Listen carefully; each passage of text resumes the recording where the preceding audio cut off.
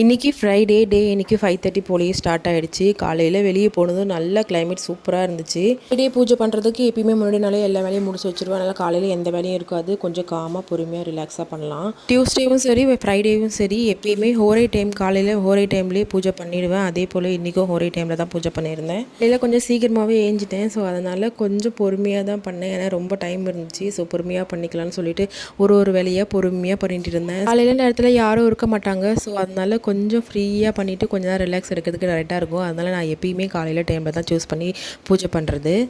முதல்ல நிலைவாசலில் விளக்கேற்றிட்டு அதுக்கப்புறம் உள்ளே வந்து காமாட்சி அம்மன் விளக்கு எல்லா விளக்கையும் ஏற்றிட்டு தீப ஆராதனையெல்லாம் காமிச்சிட்டு நல்லபடியாக இன்னைய பூஜையை முடிச்சாச்சு.